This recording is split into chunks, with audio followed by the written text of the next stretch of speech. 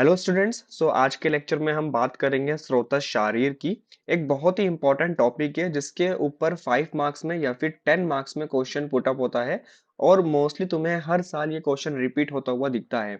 अब हम बेसिक से बिल्कुल स्टार्ट करते हैं कि स्रोतस का मतलब क्या होता है। तो हमारी बॉडी के अंदर कुछ चैनल्स होते हैं, आप ऐसा सोच सकते हो। कुछ स्मॉल पोर्स होते हैं, ठीक है, उन्हीं को क्या बोला गया है, चैनल्स बोला गया है। और उसी को हम आयुर्वेद में स्रोतस बोलते हैं। अब मैं आपको एक एग्जांपल देकर समझाता हूँ। जैसे एक मिट्टी का घड़ा होता है, आपने मिट्टी का घड़ा आप सबने देखा होगा आई होप। अगर इसके अंदर हम पानी भर देते हैं इस तरीके से, सपोज करो हमने इसके अंदर पानी भर दिया है, तो तुम देखोगे कि थोड़ी देर बाद ये पानी घड़े के बाहर आना स्टार्ट होता है। इस तरीके से घड़े के साइडों में आकर इस तरीके से जम जाता है।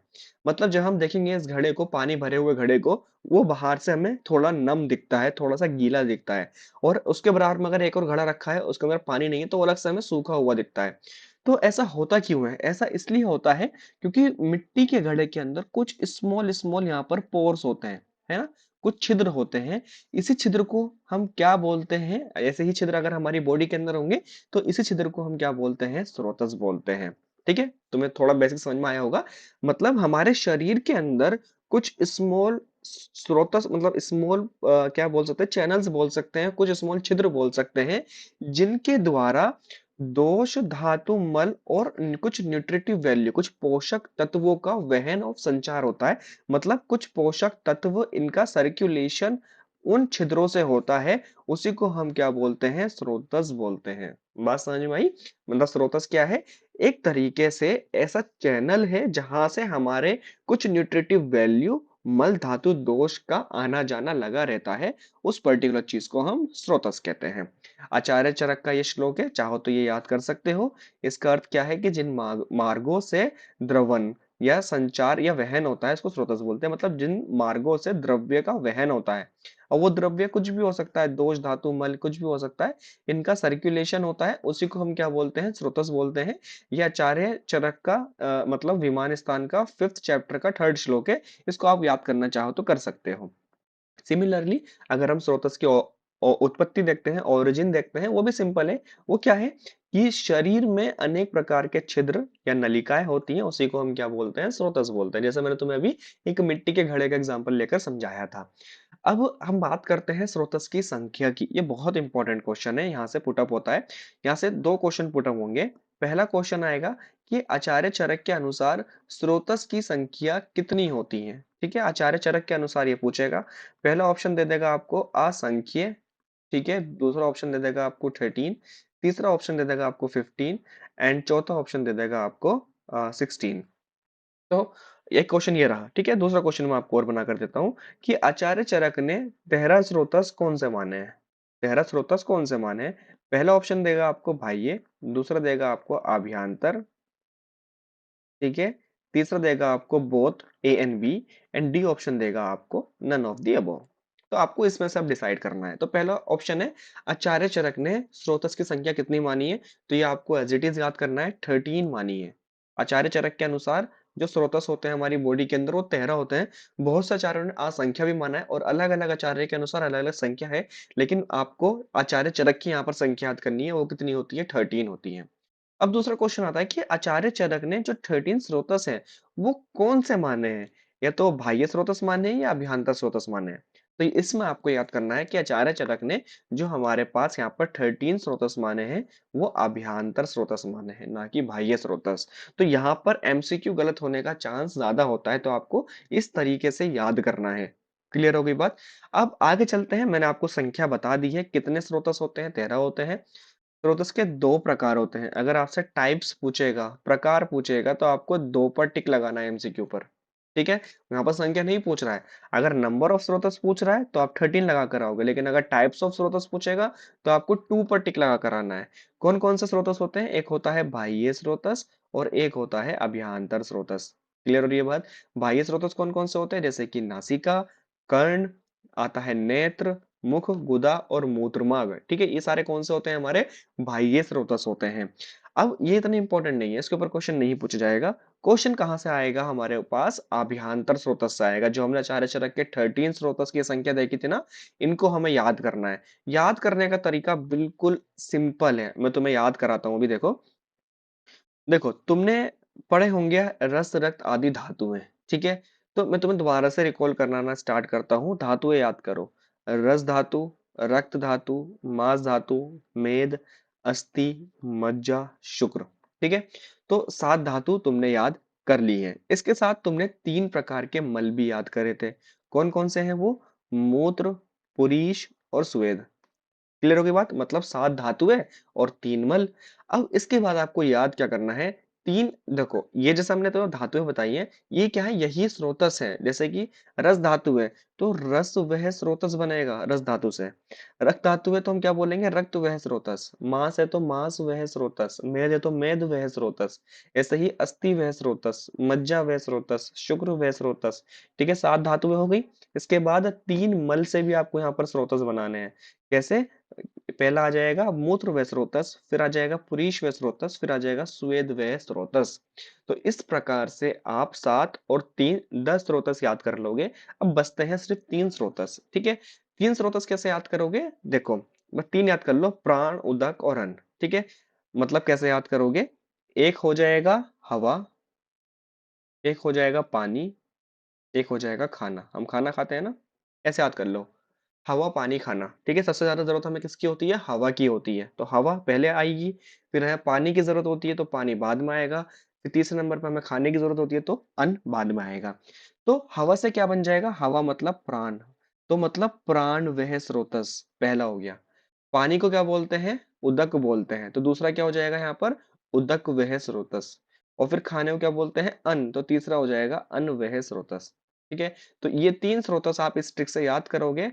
हवा, पानी और खाना। ठीक है, हवा, पानी और खाना। बाकी तो आपने 7 धातु याद कर रखी है, 3 मल याद कर रखे हैं। उसके अकॉर्डिंग आप इनके नेम्स लर्न कर लोगे। बहुत इजी है, ठीक है, इजीली आपको ये याद हो जाएगा।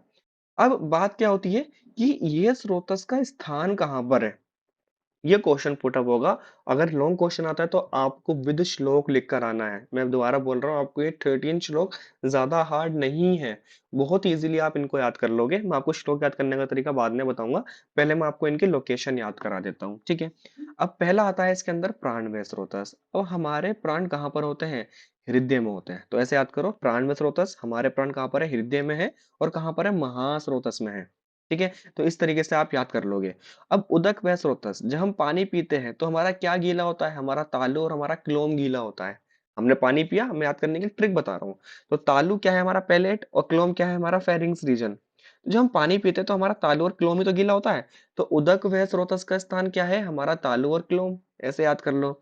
अब अन्न व स्रोतस, अब अन्न व स्रोतस का कैसे याद करोगे? जब हम खाना खाएंगे तो खाना कहाँ जाएगा? आमाशय में जाएगा। ठीक है, और दूसरी चीज आपको याद करनी पड़ेगी अलग से, तो वार्म पाश। वार्म पाश का मतलब क्या होता है?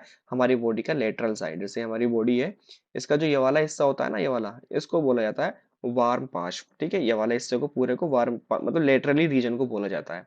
तो अनमें थोड़ा सा आपको डिफिकल्ट लग सकता है, भूल सकते हो, लेकिन बार बार पढ़ोगे तो याद हो जाएगा। एक तो अमाशय तो याद रहेगा, लेकिन वार्म पाश भी आपको इसके अंदर याद करना पड़ेगा। इसके बाद रस व स्रोतस। रस व स्रोतस याद करना बहुत सिंपल है। जैसे हमने प्राण में सोचा था, ऐसे ही रस व स्रोतस को सोचो कि रस व स्रोतस, रस व धमनियां। ये फिर धमनियां कहाँ से निकलती हैं? हृदय से निकलती हैं। तो धमनी शरीर मैंने पढ़ा रखा है तुम्हें, तुम चाहो तो वीडियो देख सकते हो। 24 धमनियां निकलती हैं हृदय से। 10 ऊपर जाती हैं, 10 नीचे जाती हैं। मतलब 10 होती हैं इसमें ऊर्ध्वगामी, 10 होती हैं अधोगामी और 4 होती हैं तिर्यकगामी। तो ऐसे याद कर लो कि जो रस वह स्रोतस है, इसका स्थान एक तो हृदय होता है। ठीक है, क्योंकि हृदय से निकल रही है धमनियां। और कितनी निकल रही है? 10 निकल रही है। कोई भी एक पकड़ लो, ऊर्ध्व पकड़ लो या अधो पकड़ लो। ठीक है, तो इससे तुम याद कर सकते हो। नेक्स्ट आता है रक्त वह स्रोतस। अब रक्त का निर्माण कहाँ होता है? जब हमारी फीटल स्टेज चल रही होती है, तो उस टाइम पर जो हमारा रक्त का निर्माण होता है वो लीवर से होता है। लीवर मतलब यकृत से होता है। तो ऐसे याद कर लो, रक्त स्रोतस का स्थान क्या रहेगा? यकृत रहेगा। और फिर रक्त कहाँ जाकर मतलब डेड होता है? ग्रेवयार्ड ऑफ आरबीसी क्या है? हमारा स्प्लीन है, जिसको हम क्या बोलते हैं? प्लीहा बोलते हैं। ठीक है, तो रक्त व स्रोतस का स्थान कैसे याद करें तुमने? फीटल स्टेज में कौन बनाता है आरबीसी? हमारा लीवर बनाता है, मतलब यकृत। और कहाँ जाकर वो दफन होता है? प्लीहा में जाके दफन होता है। तो इस तरीके से याद कर सकते हो। नेक्स्ट आता है मांस व स्रोतस। अब मांस क्या है? हमारी त्वचा है। है ना? ऊपर से हम क्या देखेंगे? त्वचा है और दूसरा स्थान क्या याद करना पड़ेगा? अलग से तुम्हें इसका स्नायु, यहाँ पर मैं स्टार बना देता हूँ। जो भूलने वाले हैं उसके ऊपर मैं स्टार बना देता हूँ, उसे तुम्हें अच्छे से देखने पड़ेंगे, ठीक है? मैं डिफरेंट कलर से बनाता हूँ, जो अच्छे से हाईलाइट हो, ठीक है? इस तरीके से, ठीक है? इसको तुम्हें अच्छे से याद करना पड़ेगा। अब मेद व स्रोतस की अगर हम बात करते हैं, तो अगर तुमने किडनी का स्ट्रक्चर देखा होगा, तो किडनी के ऊपर वो थोड़ा फैट-फैट सा दिखता है, ठीक है? तो वृक्क क्या है हमारी? किडनी है। तो किडनी के ऊपर थोड़ा फैट-फैट सा दिखेगा अगर तुम ध्यान से देखोगे, तो उससे तुम याद कर सकते हो, ठीक है? नेक्स्ट आता है हमारा अस्थि व स्रोतस। अब अस्थि व स्रोतस का स्थान जंघा है रहेगी और हमारी नख रहेगी। अगर हम बात करते हैं मज्जा व स्रोतस की, तो मज्जा व स्रोतस का स्थान रहेगा हमारा अस्थि प्लस संधि, ठीक है? याद रखना अस्थि प्लस संधि इसका स्थान रहेगा। अब शुक्र का स्थान क्या रहेगा? एक तो शिशिन रहेगा और दूसरा वृषण रहेगा, इंग्वाइनल रीजन रहेगा। मूत्र व स्रोतस की हम बात करते हैं, तो मूत्र व स्रोतस का स्थान एक तो बस्ती रहेगा, ठीक है? और साथ में वंशन रहेगा। वंशन का मतलब क्या होता है हमारा? टेस्टिस। और ऐसे ही पुरुष व स्रोतस की अगर हम बात करते हैं, तो पुरुष व स्रोतस का स्थान क्या रहेगा हमारा? एक तो पक्वाशय रहेगा और साथ में बड़ी आंत रहेगी। ठीक है, साथ में बड़ी आंत रहेगी। और स्वेद व स्रोतस का स्थान त्वचा और रोमकूप। स्वेद वह है, स्वेद कहाँ से निकलता है? हमारी त्वचा से तो निकलता है स्वेद, और साथ में कहाँ से निकलता है? हमारे जो बालों का रोमकूप होता है, मतलब जो हमारे हेयर की रूट्स होती है, वहां से निकलता है स्वेद। ठीक है, तो इस तरीके से आपको ये 13 पहले स्रोतस याद करने हैं। अब देखो, इनका श्लोक याद करना बहुत ज्यादा सिंपल है। कैसे सिंपल है, मैं तुम्हें बताता हूँ। पहला प्राण में स्रोतस। तो सारे जितने भी आप याद करोगे स्रोतस, उनके ही नाम से स्टार्ट होगा। जैसे प्राण में स्रोतस की हम बात कर रहे हैं, तो क्या से स्टार्ट होगा? प्राण वहानाम स्रोतासाम। कैसे? प्राण वहानाम स्रोतासाम। ऐसे ही उदक वहानाम स्रोतासाम। ऐसे ही अन वहानाम स्रोतासाम। बिल्कुल सिंपल है, ठीक है। उसके बाद जैसे हमने याद करा, पहले वाले स्रोतस कहाँ, मतलब प्राण स्रोतस कहाँ रहता है, तो इसका स्थान क्या है? हृदय और महास्रोतस। तो आप क्या लिखोगे? हृदयम मूलम महास्रोतसाम च। बिल्कुल सिंपल है, ठीक है। मतलब इसका प्राणमय स्रोतस का जो स्थान है, वो एक तो हृदय है और दूसरा क्या है? महास्रोतस है। इसका मतलब ये है।